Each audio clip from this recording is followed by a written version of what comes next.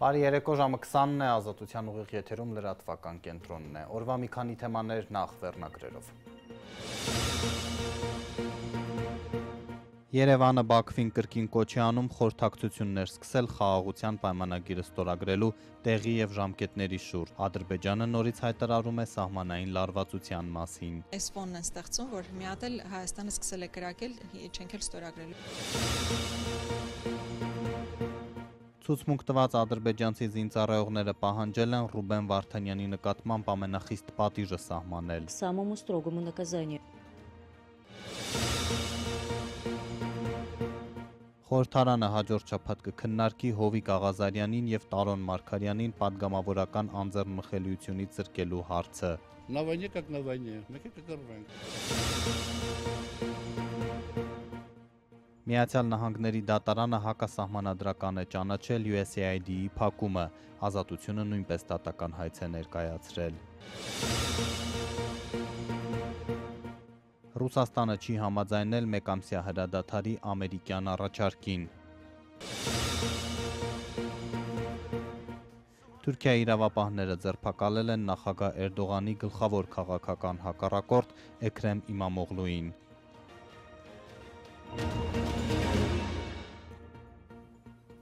Եվ այսպես չեն դադարում սահմանային կրակոցների մասին Բաքվի մեղադրանքները, որոնք հաջորդեցին խաղաղության պայմանագրի բանակցությունների ավարտին։ Ադրբեջանը հրաժարվում է ստորագրել փաստաթուղթը, Հայաստանից պահանջելով նախ փոխել սահմանադրությունն ու լուծարել Մինսկի խումբը։ Հիմա էլ գումարվել է սահմանի լարվածության թեման, թե հայերը զինվում են հարձակման համար։ Երևանն առավոտից արձագանքում է, վարչապետ Փաշինյանը վերջին ժամերին արդեն երկրորդ անգամ է հայտարարում, որ պատրաստ է ստորագրել խաղաղության պայմանագիրը։ Բաքվից մի քանի օր շարունակվող կրակոցների մեղադրանքների ֆոնին վարչապետ Նիկոլ Փաշինյանն այսօր երկու հայտարարություն արեց։ Նախ, որ պատրաստ է իր ստորագրությունը դնել խաղաղության պայմանագրի համաձայնեցված նախագծի ներքո, ապա շեշտելով, որ պայմանագիրը պատրաստ է ստորագրման, Պաշտպանության նախարարությանը իր հանձնարարականը բացահայտեց չխախտել հրադադարի ռեժիմը։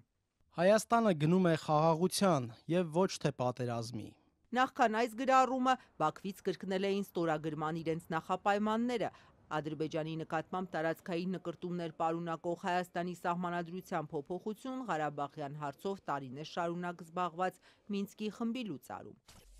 Չնայած տեքստի շուրջ ավարտած բանակցություններին, դրա ստորագրման համար անհրաժեշտ է Հայաստանի սահմանադրությունը փոխել, վերացնելու համար Ադրբեջանի նկատմամբ տարածքային պահանջները։ Ադրբեջանի արտգործնախարարն այս հայտարարությունն արել է Մեծ Բրիտանիայի արտաքին գործերի պետական քարտուղարի հետ հեռախոսազրույցում։ Հայաստանցի պաշտոնյաները եւ պնդում են, թե Հայաստանի սահմանադրությունը չի պարունակում որևէ տարածքային պահանջ որևէ երկրի նկատմամբ եւ հայտարարում նոր սահմանադրության նախագիծ են պատրաստում, որը չպետք է վտանգի խաղաղության պայմանագիրը։ Նախապայմաններին զուգահեռ 4-րդ օրն է Բաքուն շարունակում է հրադադարը խախտելու մեղադրանքները։ Երևանը հերքում է, պնդում Ադրբեջանը չի փոխանցել հայկական զինուժի կողմից հրադադարի ռեժիմի խախտման ոչ մի փաստ։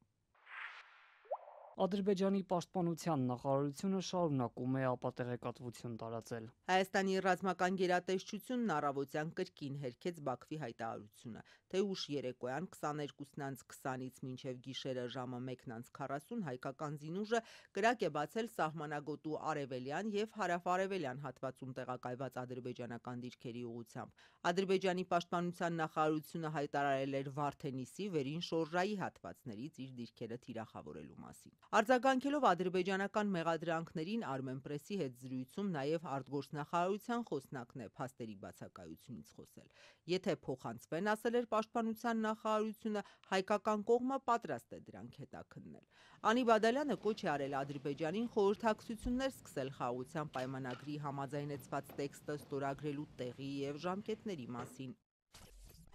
Հայաստանի կառավարությունն ամենաբարձր մակարդակով հայտարարել է, որ իրադրությունն էսկալացնելու խնդիր ու նպատակ չունի եւ շարունակում է գործել խաղաղության օրակարգի սկզբունքներով։ Հայաստանի բանակը կառավարությանը ենթակա մարմին է եւ գործում է հենց այդ տրամաբանությամբ։ Զինվելու սահմանամերձ հատվածներում հարվածային սպառազինություններ տեղակայելու մեղադրանքներին էլ Բադալյանն այսպես է արձագանքել. Հայաստանը ուժային մի սցենարի կարող է պատրաստվել դիմակայելու հնարավոր ագրեսիային, իսկ դա ցանկացած երկրի լեգիտիմ իրավունքն է։ Սահմանամերձ հատվածներում Հայաստանի բոլոր քայլերը տեղավորվում են բացառապես պաշտպանական տրամաբանության մեջ։ Ազգային ժողովի իշխանական պատգամավոր Արսեն Թորոսյանը կրակոցների մասին Բաքվի հայտարարությունները տեղեկատվական սադրանք է որակում։ Առաջինը հենց մեր երկրի ներսում կայունությունը խաթարելու եւ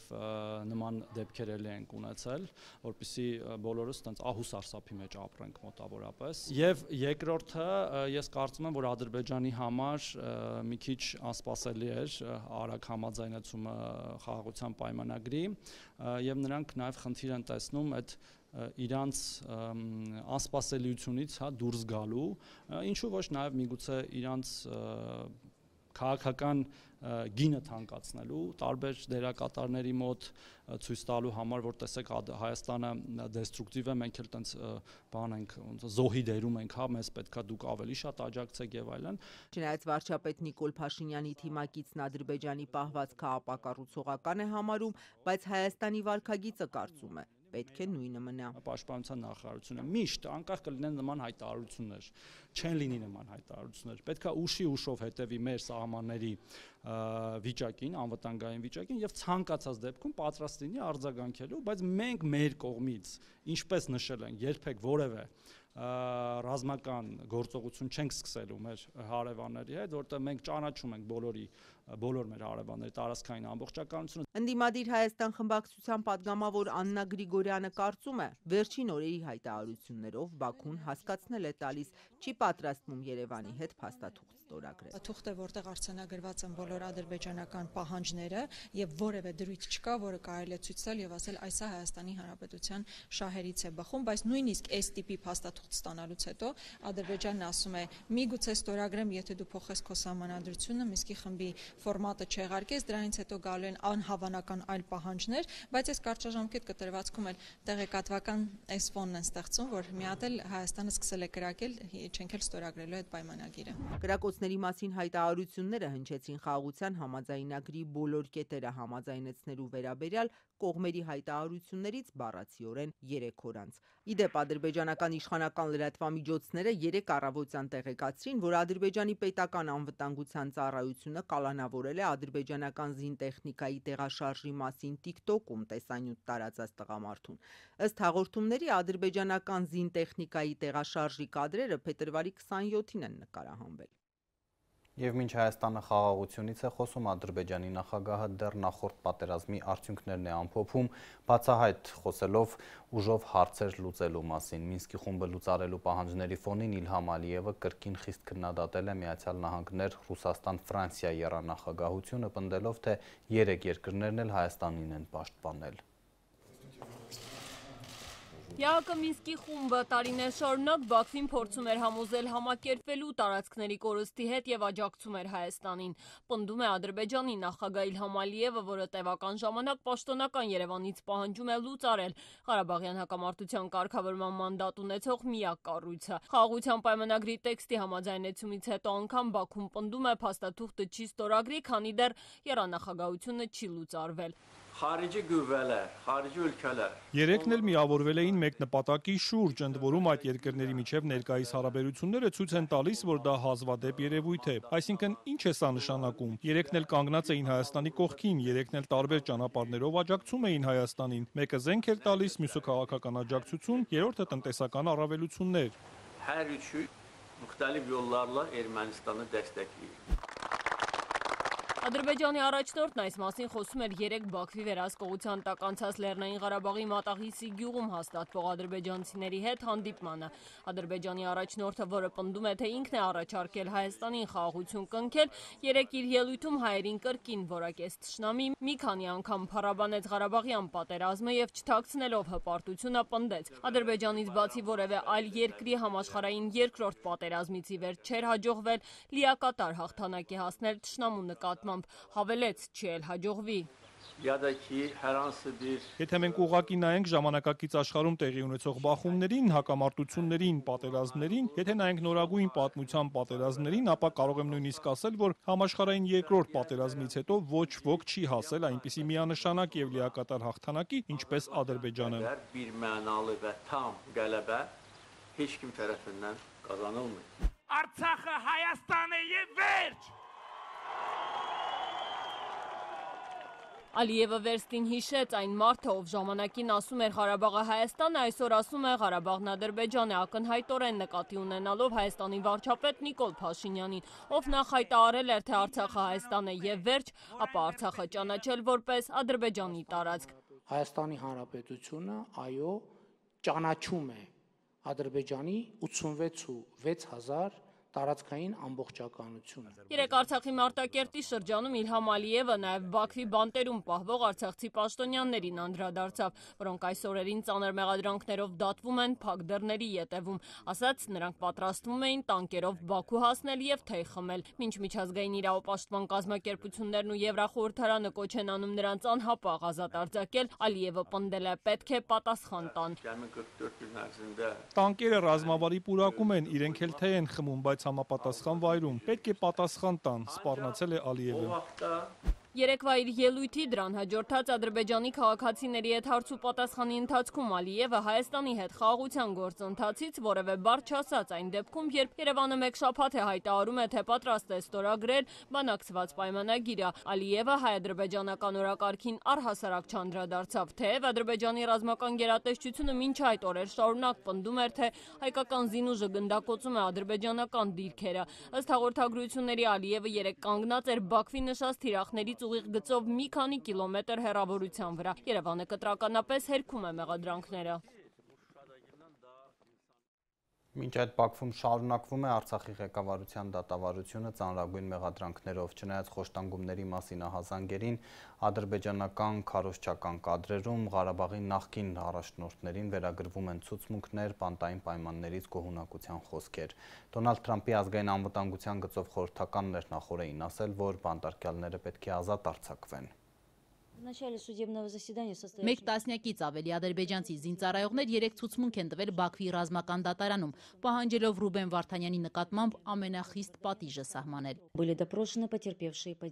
Անկախ լրագրողների եւ միջազգային կառույցների բացակայությամբ ընթացող դատավարության մասին կարճ հաղորդագրություն է տվել պետական Ազերթաջ գործակալությունը, տեղեկացնելով, թե ցուցմունք են տվել զինծառայության ընթացքում տուժածները։ Ֆարիդ Մամեդով, Սանան Միրզալիև, Սամիր Մելիկով, Ֆարիդ Մամեդովը, Սամիր Մելիքովը, Սաֆա Մամեդովը եւ մյուսները ասել են, թե մեջբերում եմ զինվորական ծառայության ընթացքում Հայաստանի կողմից օկուպացված տարածքներում, Քելբաջարում եւ Խոջալույում Հայաստանի կողմից իրականացված ռազմական սադրանքի արդյունքում տարբեր աստիճանի մարմնական վնասվածքներ են ստացել, տարբեր զինատեսակներից արձակված կրակոցներից, ձեռքի նռնակներից։ в том числе разрыва ручных гранат при совершении Арменией военной провокации։ Նրանք նաեւ նշել են, թե Ռուբեն Վարդանյանին ճանաչում են մամուլից եւ սոցիալական ցանցերից ու պահանջել, որպեսզի Բաքվի ռազմական դատարանը նրա նկատմամբ ամենախիստ պատիժը սահմանի։ Каждый из потерпевших просил суд приговорить обвиняемого Рубена Варданяна к самому строгому наказанию։ Արցախի նախկին պետնախարարը շարունակում է ցուցմունք չտալ։ Հաջորդ դատական նիստը նշանակվել է ապրիլի 1-ին։ Очередное заседание было назначено на 1 апреля։ Բաքվի ռազմական դատարանում հայերի դատավարությանը զուգահեռ Եվրամիությունը կոչ է անում Ադրբեջանի իշխանություններին հետաքննել նրանց նկատմամբ վատ վերաբերմունքի մասին մեղադրանքները, իսկ հաստատվելու դեպքում պատասխանատվության ենթարկել մեղավորներին։ Եվրամիության արտաքին եւ անվտանգության հարցերով խոսնակ Անիտա Հիպերը Armenpress-ին փոխանցել է, որ տեղյակ են Հայաստանի կառավարության ու մի շարք իրավապաշտպան կազմակերպությունների մտահոգություններին։ Ադրբեջանի իշխանությունները պետք է անհապաղ եւ անաչառ կերպով հետաքննեն բոլոր մեղադրանքները վատ վերաբերմունքի վերաբերյալ։ Մենք այս մտահոգությունները շատ լուրջ ենք ընդունում եւ ուշադիր հետեւում ենք զարգացումներին։ Այն, որ Բաքվում պահվող հայ ռազմագերիները խոշտանգումների եւ դաժան վերաբերմունքի են արժանանում, բարձրաձայնում են ոչ միայն իրավապաշտպանները։ Հայաստանի վարչապետ Նիկոլ Փաշինյանը խոսել է Արցախի նախկին ռազմաքաղաքական ղեկավարությունից հոգեն ներգործուն միջոցներով ցուցմունքներ կորզելու եւ դրանք Հայաստանի դեմ օգտագործելու մասին։ Օգտագործվում են արգելված միջոցներ։ Դեռ անցած տարի Արցախի նախկին պետնախարար բարերար Ռուբեն Վարդանյանի փաստաբանն ու ընտանիքը ահազանգեցին խոշտանգումների մասին, թե ինչպես էին Բաքվի բանտում հացադուլի մեջ գտնվող Ռուբեն Վարդանյանին զրկել խմելու ջրից, քնելու հնարավորությունից, մենախցում լույսը վառած պահել 24 ժամ, ստիպել երկար ժամանակ ոտքի վրա կանգնած մնալ եւ այլն։ Ռուբեն Վարդանյանն ում Բաքվում մեղադրում է տասնյակ հանցագործությունների, այդ թվում Ադրբեջանի դեմ պատերազմ իրագործելու, ահաբեկչության ֆինանսավորման, անգամ արտերկրում ադրբեջանցի դիվանագետների սպանությունները ծրագրելու մեջ հնարավորության դեպքում բարձրաձայնում է իր նկատմամբ ապօրինությունների եւ կեղծ դատավարության մասին։ и был готов к более худшему. Եվրամիության արտաքին եւ անվտանգության հարցերով խոսնակ Անիտա Հիպերը շեշտել է, կարեւոր է, որպեսզի ենթադրյալ ռազմական հանցագործությունները եւ այլ իրավախախտումները հետաքննվեն թափանցիկ կերպով։ Ադրբեջանը կալանքի մեջ պահվող հայերի համար պետք է ապահովի արդար դատաքննության իրավունքը եւ բավարար պայմաններ համաձայն իր միջազգային պարտավորությունների։ Եվրախորհրդարանը մարտի 13-ին ձայների գերակշիռ մեծամասնությամբ հրատապ կարգով բանաձև ընդունեց Բաքվում պահվող հայերի մասին, կոչ անելով Ադրբեջանին նրանց անհապաղ ու առանց նախապայմանների ազատ արձակել։ Բանաձևը նաև կոչ է անում Բաքվում հավատարմագրված եվրոպացի դեսպաններին, ինչպես նաև հարավային Կովկասի հարցերով ԵՄ հատուկ հանձնակատարին ներկա լինել եւ հետևել հայերի դատավարություններին։ Եվրոպական խորհրդարանը պնդել էր, հայերի դեմ Բաքվի դատավարությունները շինծու են, նրանք ենթարկվում են նվաստացման ու կտանքների։ Այլ թեմաներ հաջորդ շաբաթ խորհրդարանը կքննարկի երկու պատգամավորի Հովիկ Աղազարյանին եւ Տարոն Մարգարյանին անձեռնմխելիությունից զրկելու հարցը։ Նախկին ՀՀԿ-ական քաղաքապետը մանկապարտեզների ու դպրոցների տարածքներ յուրացնելու գործով է անցնում, իրեն համարում է քաղաքալացյալ, իսկ Փաշինյանի նախկին թիմակիցը, որ սկանդալով հեռացվեց քաղաքացիական պայմանագրից, պնդում է, թե վարչապետն իրենից վրեժ է լուծում մանդատից չհրաժարվելու համար։ Նախկին ՔՊԱ-ական Հովիկ Աղազարյանի եւ ընդդիմադիր պատիվ ունեմ խմբակցության պատգամավոր Տարոն Մարգարյանի անձեռնմխելիությունից զրկելու հարցը ամենայն հավանականությամբ կորոշեն միայն իշխանական պատգամավորները։ Քաղաքացիական պայմանագրից Ալխազ Ղազարյանը չթաքցրեց, մտադիր են բավարարել գլխավոր դատախազի երկու միջնորդությունները։ Դե եթե կարիքը հասել է դրան, որ պետք է դատախազը կա ազգային ժողով, բնականաբար պետք է տալ։ Աննա Վարդապետյանը անցած շաբաթ երկու ծավալուն միջնորդություն է ուղարկել խորհրդարան։ Ակնկալում է պատգամավորների համաձայնությունը ստանալ, որ Հովիկ Աղազարյանին եւ Տարոն Մարգարյանին մեղադրանք առաջադրեն։ Ըստ մամուլի ընդդիմադիր պատիվ ունեմը ոչ հարցի քննարկմանը, ոչ էլ քվեարկությանը չի մասնակցի։ Խմբակցության ղեկավար Հայկ Մամիջանյանը կարճ փոխանցեց։ Ֆրակցիան հանդես կգա հայտարարությամբ։ Եթե պատիվ ունեմը քննարկմանը չմասնակցի, ապա Հայաստան խմբակցությունը նույնպես Տարոն Մարգարյանի միջնորդության քննարկումը բաց կթողնի։ Իսկ Հովիկ Աղազարյանի վերաբերյալ հնարավոր է այլ որոշում կայացնեն։ Ազատությանը ասաց ընդդիմադիր պատգամավոր Աննա Գրիգորյանը։ Դեռ վերջնական որոշում չունենք, միգուցե եւ մասնակցենք այդ հարցով քննարկմանը։ Ինքը Հովիկ Աղազարյանը գրեթե կասկած չունի, նախկին թիմակիցները կողմ կքվեարկեն իրեն անձեռնմխելիությունից զրկելու դատախազի միջնորդությանը։ На войне как на войне, մենք կկռվենք։ Ինքն էլ իր հերթին է պատրաստ այդ այցին, բացահայտումներ է խոստանում, կպատմի, թե ինչու իրավապահները իրեն հանգիստ չեն տալիս։ Ինձ ենթարկում քաղաքական ճնշումների, որ ասենք մանդատը վար չդրեցի եւ դա պարոն վարչապետը եւ քաղաքական թիմը գտնում է, որ դա իշխանության հեղինակությանը հարված է եւ երկրորդ պատճառը, որպեսզի իմ նախկին գործընկերներից ոմանց սանձահարեն։ Աղազարյանը, ինչպես ինքն իրեն նկարագրեց, չսանձվող տեսակ է, անգամ կալանքի հնարավոր հեռանկարը ասում է իրեն չի վախեցնում, դրան էլ է պատրաստ։ Ես ինչ որ պիտի ասեմ, ասելու եմ, թեկուզ կալանքի վարի մեջ լինեմ, էլի ասելու եմ, իմ անհանգստությունը եւ ես երազում եմ, որ այն անհանգստությունները, որ ես ունեմ, ես սխալված լինեմ, թեկուզ դրա համար մի 8 ամիս էլ կալանքի տակ լինեմ։ Հովիկ Աղազարյանին առնչվող քրեական գործով կասկածներ կան, որ պատգամավորը խոշոր չափի կաշառքի դիմաց խոստացել է կազմակերպել մանր եղջերավորների արտահանումը առանց կարանտինի։ Աղազարյանը պնդում է, թե ինքնանորինական ոչինչ չի արել, պարզապես իրեն մանդատից զրկելու հարցն է դեռ Նիկոլ Փաշինյանի օրակարգում։ Քաղաքական, բարոյական եւ այլ լծակներ նման կարմիր գծեր հատած պատգամավորին ժողովրդի կողմից տված մանդատից զրկելու համար։ Ամիսներ առաջ, երբ Աղազարյանը մերժեց մանդատը վայր դնելու վարչապետի հորդորը, նրան թիմակիցները հեռացրին կուսակցությունից եւ խմբակցությունից։ Մեղադրեցին կուսակցական փակնիստերից արտահոսքեր կազմակերպելու, այդպես նաեւ հայ-ադրբեջանական բանակցային գործընթացը վնասելու համար։ Քրեական գործ էլ հարուցվեց, ենթադրյալ պետական գաղտնիք հրապարակելու հոդվածով, բայց մինչ օրս այդ գործով տեղաշարժ չկա։ Եթե հիմա Հովիկ Աղազարյանը մանդատը դներ կամ այլ իրավիճակում լիներ շարունակել լիներ ԿՊ անդամ, երբևէ դատախազը չէր մտնի նման միջնորդությամբ, երբևէ։ Ի վերջո այդ քրեական գործերը նոր չէին ձևավորվել, բայց Երևան եկան եւ այսպես հրապարակային դարձան, բացառապես այն բանից հետո, երբ Հովիկ Աղազարյանը հրաժարվեց մանդատը դնել եւ դուրս գալ։ Ընդդիմադիր Հայաստան խմբակցությունից Աննա Գրիգորյանի կարծիքով, եթե այլ ԿՊ-ականներ եւս հակադրվեն վարչապետ Նիկոլ Փաշինյանին, ապա կհայտնվեն նույն իրավիճակում։ հիշեցնում է արդեն տևական ժամանակ քննվող COVID-ի անիվում միլիոնավոր դոլարների չարաշահումների գործերը, որոնց վերաբերյալ նաև ՔՊԱ-ականների անուններ են շրջանառվում։ Բազմաթիվ հրապարակումներ կան,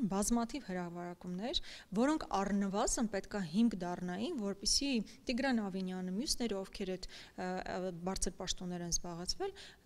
ներգրավեին ինչ-որ կարգավիճակով, բայց ներգրաված չեն։ Ինչը նշանակում է ամենաբարձր մակարդակով, Նիկոլ Փաշինյանի մակարդակով ծածկադմփոց է իրականացվում, հովանավորչություն է իրականացվում, որպեսզի այն մարդիկ, ովքեր դեռ իր անմիջական ազդեցության գոտում են, ոչ մի քրեական եւ իրավական պատասխանատվություն չկրեն։ Օրինակ մամուլում բազմաթիվ անգամ գրվել է Արսեն Թորոսյանի մասին, COVID-ի հետ կապված եւ ոչ միայն COVID-ի հետ կապված։ Հիմա Արսեն Թորոսյանը ամենամեծ ջատագովն է իրանց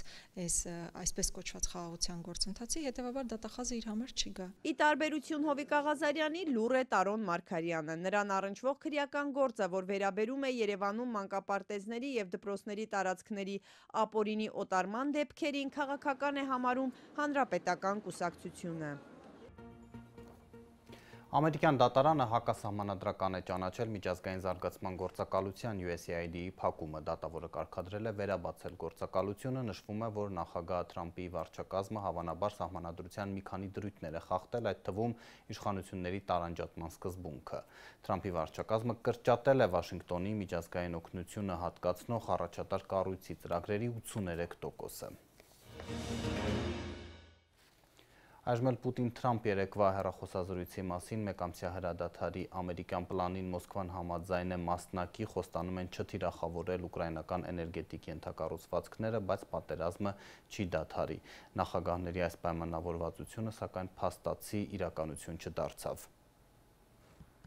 Դոնալդ Թրամփի ու Վլադիմիր Պուտինի երեկվա հեռախոսազրույցից ժամեր անց Ուկրաինան եւ Ռուսաստանն այսօր միմյանց մեղադրել են էներգետիկ ենթակառուցվածքներին 30 օր չհարվածելու պայմանավորվածությունը խախտելու մեջ։ Այս համաձայնությանը երեկ եկել էին ԱՄՆ-ի եւ Ռուսաստանի նախագահները։ Պուտինի խոսքերը շատ են հակասում իրականությանը, հայտարարել է Ուկրաինայի նախագահը, հավելելով, որ ռուսական կողմը կրկին հարվածել է Ուկրաինայի էներգետիկ ենթակառուցվածքներին եւ չի հրաժարվել Ուկրաինային թույլատնելու գաղափարից։ Навіть цієї ночі після розмови Путіна з президентом Сполучених Штатів Америки. Նույնիսկ այս գիշեր Միացյալ Նահանգների նախագահ Դոնալդ Թրամփի հետ Պուտինի զրույցից հետո, երբ նա ասաց, թե իբր հրաման կտա դադարեցնել հարվածները ուկրաինական էներգետիկ հատվածին, գիշերը 150 անօդաչու թռչող սարք է գործի դրվել։ Թիրախավորվել են նաև էներգետիկ օբյեկտները։ Удари були по транспорту, удари були, вражено було, на жаль, 2 лікарні. Զելենսկին ասել է, որ հրադադարի պահպանումը պետք է մշտադիտարկի Միացյալ Նահանգները։ Ուկրաինան տեխնիկական թիմով ներկայացված կլինի Սաուդյան Արաբիայում Կիրակի նախատեսված ռուս-ամերիկյան բանակցություններին, որտեղ կքննարկվի նաև էներգետիկ ենթակառուցվածքների հարցը, ասել է նա։ Ռուսական կողմն իր հերթին Ուկրաինային մեղադրել է ռուս-ամերիկյան բանակցությունները խափանելու փորձեր անելու մեջ։ Ըստ Ռուսաստանի պաշտպանության նախարարության ուկրաինական զորքը անօդաչուներով հարվածել է Կրասնոդարում գտնվող նավթի պահեստարանին, որտեղ հրդեհ է բռնկվել։ Կիևի վարչակազմի այսպիսի գործողությունները միտումնավոր սադրանք են ուղղված Թրամփի խաղաղ նախաձեռնությունները խաթարելուն։ Թրամփ-Պուտին երեկվա պայմանավորվածության համաձայն Ռուսաստանն ու Ուկրաինան այսօր գերիների փոխանակում են կատարել 175-175-ի դիմաց։ Որպես բարի կամքի դրսևորում Ռուսաստանը նաև 22 ծանր վիրավոր ուկրաինացի զինվորի է հանձնել Ուկրաինային։ Թրամփի հետ զրույցում նախագահ Պուտինը երեկ մերժել է անհապաղ եւ լիակատար հրադադարի առաջարկը, առաջ քաշելով պայմաններ, մասնավորապես պետք է դադարեցնել ռազմական օգնության եւ հետախուզական տվյալների տրամադրումն Ուկրաինային, խնդրի կարգավորումը պետք է լինի համապարփակ, կայուն ու երկարաժամկետ եւ հաշվի առնի հակամարտության բուն պատճառներն ու Ռուսաստանի անվտանգության օրինական շահերը։ Սպիտակ տան ղեկավարն ավելի ուշ Fox News-ի հետ զրույցում հերքել է, թե քննարկել է նաև Ուկրաինային ռազմական աջակցությունը դադարեցնելու հարցը։ Մենք ռազմական օգնության մասին չենք խոսել, իրականում օգնության մասին ընդհանրապես չենք խոսել։ Շատ բաների մասին ենք խոսել, բայց օգնությունը երբեք չի քննարկվել։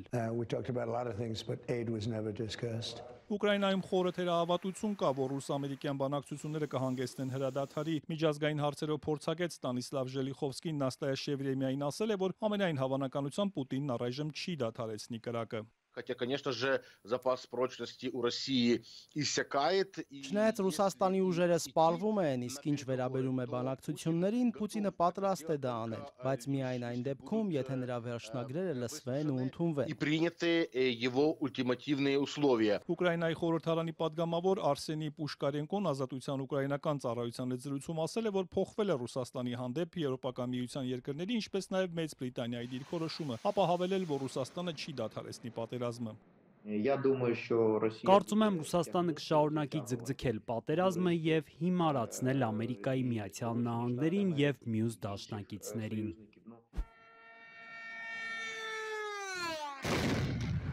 Այս ֆոնին Ռուսաստանն ու Ուկրաինան շարունակում են հարվածել միմյանց ուկրաինական զորքը նահանջում է Կուրսկում, Սումիում ռուսական անօթաչուն ընկել է հիվանդանոցի վրա, ուժասներ չկան։ Ռուսական կողմն անօթաչուներով հարվածել է Կիևին, կան ավերածություններ, 1 մարդ հոսպիտալացվել է։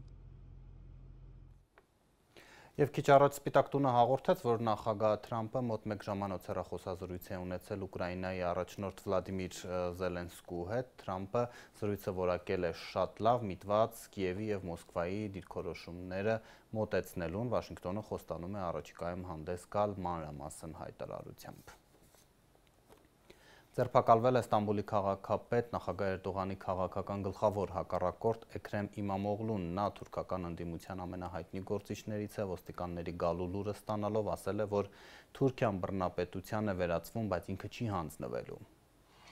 Թուրքիայի նախագահ Ռեջեփ Թայիփ Էրդողանի գլխավոր մրցակիցը Ստամբուլի քաղաքապետ Էքրեմ Իմամօղլուն ճաղերի հետևում է։ Թուրքական ընդդիմության ամենամեծ ժողովրդականություն վայելող գործչին ձերբակալեցին այսօր վաղ առավոտյան փողերի լվացման, անօրինական եկամուտ ստանալու եւ ֆինանսական միջոցների ստվերային հոսքին առնչություններ ունենալու կասկածանքով։ Թուրքական դատախազությունը պնդում է, որ Ստամբուլի ընդդիմադիր քաղաքապետը գործարարներից կաշառքներ է ստացել, որոնք հետագայում փոխանցվել են Իմամօղլուի վերահսկողության տակ գտնվող ընկերություններին, մասնավորաբար շինարարական ֆիրմաներին։ Իմամօղլուի տանն իրականացված խուզարկությանը զուգահեռ ոստիկաններն այսօր մուտք են գործել նաև Ստամբուլի քաղաքապետարան, թուրքական լրատվամիջոցների փոխանցմամբ այս գործով ձերբակալվածների ընդհանուր թիվն այս պահին հասնում է 100-ի։ Ստամբուլի քաղաքապետի կինը Դիլեք Իմամօղլուն սակայն վստահ է, իր ամուսնու հետապնդումը զուտ քաղաքական է, ներկայացվող մեղադրանքներն էլ որևէ հիմք չունեն։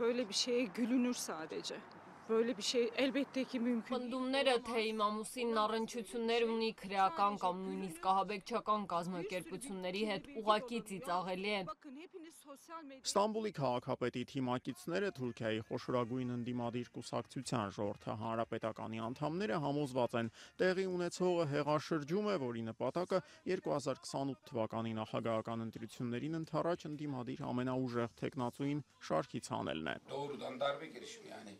Այն, ինչ տեղի ունեցավ այսօր, հեղաշրջման փորձ է։ Եթե նախկինում Թուրքիայում դասական հեղաշրջումներ էին տեղի ունենում, ապա այսօրվանը կանխարգելիչ հեղաշրջում էր, որի ընթացքում թիրախավորվել է երկրի ապագա նախագահ։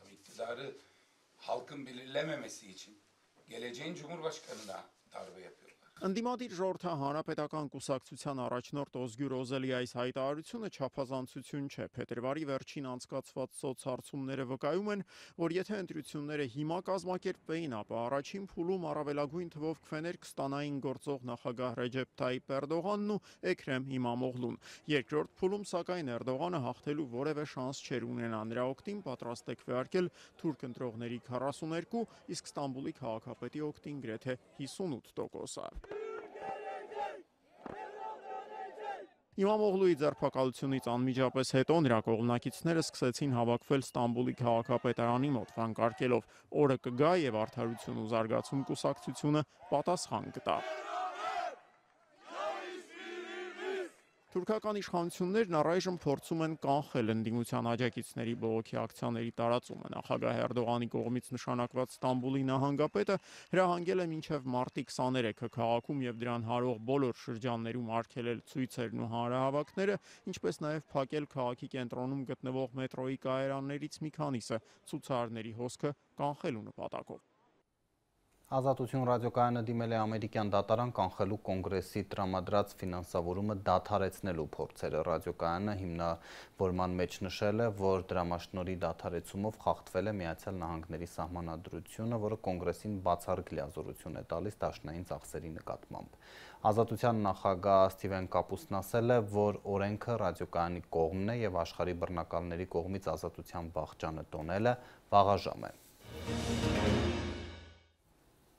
Հայաստան վերադառնանք, քննչական կոմիտեի առջև բողոքի ակցիայի երեկ հայտնի դարձավ, որ արցախցի Տիգրան Ուլուբաբյանին ոստիկանության լոռու վարչությունում ծեծելու դեպքով գործ է հարուցվել մի խումբ անձանց կողմից խոշտանգման հոդվածով, սակայն մեղադրյալներ չկան, թեև երիտասարդը անգամ բաժնի պետի անուններ տվել։ Իդեպ այս գործելավոճը լոռի ոստիկանությունում կարծես նորություն չէ, միայն վերջին ամիսներին մի քանի ահազանգ է ստացվել։ Մեր թղթակից Նաիրա Բուլղադարյանն է հաղորդում բողոքի ակցիայից։ Մենք պահանջում ենք հստակ պարզաբանումներ, ինչու միջև հիմա ոստիկանները ձերբակալված չեն։ Քննչական կոմիտեի շենքի առջև են հավաքվել մի քանի տասնյակ քաղաքացիներ։ Մեկ պահանջ ունեն իրավապահ այս կառույցից պատժել Վանաձորի այն ոստիկաններին, որոնք ըստ արցախցի Տիգրան Ուլուբաբյանի իրենց ծեծի են ենթարկել մի քանի օր առաջ։ Ապացույցել են ակավականները, ոնց են եկել վերցրել, ինձ անհիմնը տեղի տարել։ Տիգրան Ուլուբաբյանը Ազատությանը մի քանի օր առաջ պատմել էր, որ բարեկամի տանը գողություն է եղել եւ չգիտես ինչու իրեն են կասկածել այդ գողության համար, կանչել են հարցաքննության եւ դաժան ծեծի ենթարկել։ Դες առաջի անգամ 14-ին ինձ տարալ հարցաքննալ, էլ այդ տենց գրուպի ձևերով, բան յոգորտ անգամ եմ մյուս օրը 3:30 տոլի 40 15:30 տենց եկան թե կոմոտիկան ասու տենց տարալ այդ տենց վեխը թե հանի Էսա մշակում են քեզ, էսա պրիզնա տարի, բանը դու ես կազմակերպել, ես ասում եմ, եթե ես եմ կազմակերպալ, ապացուցի։ Ես կյանքում տես բան չեմ անելի, որ անողել ելնեի, հենակ ասեի տոնը մարդ չկա հետո գնացեք գողություն արեք, ես այդքան կազմակերպողի նմանում, ասում է ես բոլոր սրբությունները ուսում, երթուն պետն ասում, որ դու պրիզնատ գաս, ես քեզ տերից չոր կահանեմ, Ես կահանեմ, ես ասամ, ես ոչ մի ոչ պրիզնատ գալի բան ունեմ, ոչ էլ ես։ Ասում է, խոսա պրիզնատ տարի, տարել են ծեծել, որ պրիզնատ գան, որ ես եմ արել գործը փակեն գնա։ Ինչի համար ես ինչ իմանամ իրանք ինձ ինչի համար է ինձ ծեծում։ Այդ հարցը իրանց պետք է տակ։ Նշեմ, որ քննչական կոմիտեն այսօր Ազատությանը փոխանցեց, որ դեռևս այս գործով, խոշտանգման գործով որևէ մեղադրյալ չկա, ասացին նորության դեպքում կհայտնեն, բայց այստեղ հավաքվածները նշում են, թե ինչու երեկվանից հետո երբ քրեական գործ է հարուցվել, այդ ոստիկանները, որոնց անունները այսօր հրապարակել է Տիգրանի փաստաբան Ռոման Երիցյանը, մեղադրյալի աթոռին չեն։ Քննչականը ամեն դեպքում չի մանրամասնում, թե ինչու իսկապես նրանց մեղադրանք առաջադրված չէ։ Գործ ունենք համակարգային խնդրի հետ, գործ ունենք ոստիկանության համակարգում խոշտանգման երևույթի հետ, որը արատավոր երևույթ է եւ ըստ այդմ մեր պահանջը, նաև փաստաբանը կարծում եմ շատ հստակ ձևակերպել է իր ուրեմն ուղիղ եթերներով, որ պահանջը պետք է լինի արդար նախաքննության իրականացումը եւ այն ոստիկանները, որոնք որ ուրեմն առերևույթ կատարել են նման հանցագործություն, այդ ոստիկանների նկատմամբ պետք է համապատասխան գործողությունները ձեռնարկվեն։ Եվ այս պահին ցուցարարները փակել են Մամիկոնյանց փողոցը, պահանջելով հանդիպում քննչական կոմիտեի պաշտոնյաների հետ։ Հիշեցնենք, որ բողոքի ակցիայի հիմնական պահանջն է պատասխանատվության ենթարկել արցախցի երիտասարդին լոռու ոստիկանատանը բռնության ենթարկողներին։ Մեր ռեպորտաժը Երևանի Արվարձան Վարդաշենից անցած շաբաթ մայրաքաղաքում թույլ զգացված երկրաշարժից վարդաշենցիների վթարային շենքերը ճոճվել են։ Նախանցած ամռանը դեռ քաղաքապետի թեկնածու Տիգրան Ավինյանը խոստացել էր լուծել այս հարցը, բնակիչները խոստման հետևից քաղաքապետարան են հասել։ Ահավոր վիճակը, անգամեն առաջի դասարանի երեխեքը հերթ են կանգնում, որ մտնեն հերթասնի տուալետ։ Այս տուալետն է, որը որ օգտվում ենք, ահավոր վիճակ, դե պատկերացրեք։ Էրեբունու Վարդաշեն 6-րդ փողոցի 68 արշենքն է։ Նախկին կոմունալ բնակարաններով 5 հարկանի շենքում միայն մի քանի ընդհանուր զուգարան կա։ Ամեն հարկում 1 հատ։ Լողանալը ստեղը, տեղ չկա, ստեղ ժողովուրդը տները կիպիցերնիկով ջուր ենք տակացնում վեդրո, Բերում են ստե լողանում են։ Բայց նույնիսկ այս անմարդկային պայմաններում գտնվող հատուկ են զուգարանները, որոնցից ամեն օր տասնյակ մարդ է օգտվում, այս շենքի գլխավոր խնդիրը չեն։ Քարերը դնգնում են, ինչ անեմ, փուլա գալենա, փուլա եկեսախ։ Իսկ գլխավոր խնդիրն այն է, որ այս շենքը ամեն րոպե կարող է փուլ գալ բնակիչների գլխին։ Այս շենքը նեխել է արդեն, տակով ջուր է գնում։ Հոսանքի կադրը ջրատար խողովակների մեջով այս վիճակն է, պայմաններ չի, ուղղակի ժողովուրդը ոնց է ապրում ու ինչ ազգում։ Դա մենակ ներսի ժողովուրդը։ Երևանում 4-րդ կարգի վթարային մոտ 1 տասնյակ շենք կա։ Վարդաշենի 6-րդ փողոցի 68 շենքը եւ նրա կողքինը 66/1-ը նրանց թվում են եւ ենթակա են քանդման, բայց բնակիչները վախենում են, որ գործը կարող է տեխնիկայով քանդմանը չհասնել, շենքը ինքնուրույն կփլվի։ Տագնապ նահագնանում է, երբ ստորգետնյա ցնցումներ են լինում։ Ինձ մի երկրասարժեն մի բախեցան,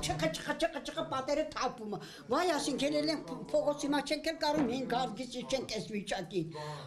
Անհնարի է։ Հələ այս պատը նայեք, ստեյս թափում է։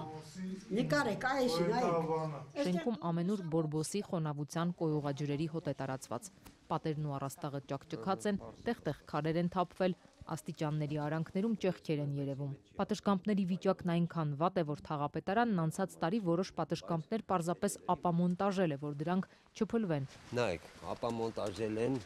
արմատ բալկաները կտրել են, բալկոնը ապամոնտաժեցին, ասին քարաթափումներ ա լինում, առայժմ վտանգը այս տիպի կասեցրեցին։ Բայց փոխարենն այդ հատվածում նորմալ դուռ անգամ չկա դրված։ Լվացք փռելն այստեղ կյանքի համար վտանգավոր գործ է։ Անգամ երեխեքից ենք արդեն վախենում, որ ավելի լավ է թողես դուռն էլ փակեն, երեխեքը խաղում են միջանցքում, վազելով գալիս են այստեղ, այս դուռն էլ է շարժում, այս դռնով կգնան ուղիղ արդեն ներքև։ Այս էլ է վտանգավոր, էսի մեզ համար ոչ մի բան էր, որ բերեցին, 2 պարան են կապել, դուռը փակեն են, որ օգտվենք, էսի օգտվելու ձև է։ Այս կալանավորը, որ կալանավորը ասենց այս պայմաններով չի նստած, ոնց որ մենք կալանավորից բետար պայմաններում ենք ապրում։ Իսկ դեռ մնացած հատուկենտ պատշգամբների վրա ոտք դնելը ռիսկային է։ Բալկոնը արդեն այսենց է եղել։ Պատնել առաջ է գալի, հեսա սաղ ճաքերը, սաղ վերևը, հեսա քանդված է։ Նայեք, էլ ինչ վիճակ է։ Քարերը սաղ հելնում են։ Էսի ժամ առ ժամ, շաբաթ, էսի հավանական է միանգամից գրթափվի։ Ցուրտ ու խոնավ տարբեր իրերով պատված երկար միջանցքների հետևում 12-13 քառակուսի մետրանոց խորշեր են, որտեղ ապրում են ընտանիքներ, երեխաներով ու ծերերով։ Եկեք նեքսեմ մտեք։ Տիկին Ռիման նրանցից մեկն է։ 36 տարի է այս բնի մեջ տարականների հետ հաց եմ ուտում։ Հենց մութն են գնում տարականների իմ ընկերուհիներն են։ Հաց եմ ուտում։ Հիմա ինձ 4 պատ տան խնդրում եմ աղաչեմ քիշեցրեք Աստված եմ կանչեմ։ Ասում է դեռ քարոզարշավի ժամանակ փոխքաղաքապետ Տիգրան Ավինյանը եկել էր եւ խոստանում էր տարհանել իրենց։ Ավելի քան 1.5 տարի է անցել, Ավինյանն արդեն քաղաքապետ է, իսկ իրենք շարունակում են մնալ նույն վիճակում։ Փուլա գալի վերես, այս դուրին նմավարիցս ես ոնց ապրեմ ստե։ Վարդաշենի վթարային այս շենքի բնակիչներն այսօր հասել էին քաղաքապետարան նույն պահանջով, իրենց հնարավորինս շուտ հանել շենքից։ Խոստում ա տվել, որ ասեք կանենք, տարի ու կես ժամանակ տվեք, ժողովուրդ ջան, այդ հարցը կլուծվի, բայց այլտեղից չի շարժվում։ Պատասխանողը քաղաքապետարանի գույքի կառավարման վարչության պետի տեղակալ Կարեն Մարգարյանն էր, ասաց, որ բնակիչներին նոր բնակարաններ գնելու սերտիֆիկատ պիտի տան, բայց գումարը մեծ է։ Հարցը ոչ թե քաղաքապետարանը, այլ կառավարությունը պիտի լուծի։ Մեզանից կախված չի։ Ումից է կախված։ Մենք խնդրել ենք կառավարությունից ամենօրյա ռեժիմով մեր ղեկավարությունը աշխատում է։ Մեզ պատասխան է եկել, որ բյուջետ չկա, փող չկա։ Այո, կառավարությունից փող չունեն, չկա տենց հասկացողություն։ Մարդու մտքին տեղ լինի, կճուճը եղ կլինի։ Բայց մինչ տարբեր պաշտոնյաներ ամիսները ինչ քննարկում են, Վարդաշենի վթարային շենքերի վիճակն անընդհատ վատթարանում է, իսկ բնակիչները շարունակում են ապրել անձրևաջրերից եւ ստորգետնյա ցնցումներից մաս առ մաս փուլ եկող շենքում։ Եվ վաղվա ֆուտբոլի մասին Հայաստանը հյուրընկալում է հարևան Վրաստանին ազգերի լիգայի ընտրական փուլում։ Հայկական ընտրանու վերջին խաղերը լարված են ընթացել, ֆեդերացիայի նախագահի հրաժարականը պահանջող երկրպագուները մարզադաշտ են ներխուժում, ոստիկանները ուժ են կիրառել, մինչև վերջին պահը վաղվա խաղի տոմսերի վաճառքը կասկածի տակ էր, երեկոյան հավաքականը նախախաղային մարզում է անցկացրել, իսկ թիմի նորանշանակ մարզիչը լրագրողների հարցերին է պատասխանել։ We all know that they have made amazing steps in the last few years. Մենք գիտենք, որ նրանք հիանալի առաջընթաց են գրանցել վերջին տարիներին։ Երբ ես Հունաստանի հավաքականի մարզիչն էի, խաղացել ենք նրանց հետ։ Կարծում եմ նրանք շատ հասուն են եւ գիտեն թե ինչ է պետք անել։ Կարծում եմ մեր թիմը մի քայլ հետ է նրանցից, պետք է հասնենք այդ մակարդակին։ Սա մեծ մարտահրավեր է։ Մեզ համար սա հրաշալի օրինակ է։ Լինելով փոքր երկիր, կարելի է մեծ հաջողությունների հասնել։ I think it's a really good example that that as a small country you can achieve big things. Այսքանը օրվա մյուս լուրերի համար բաժանորդագրվեք Ազատության էջերին սոցիալական ցանցերում կհանդիպենք։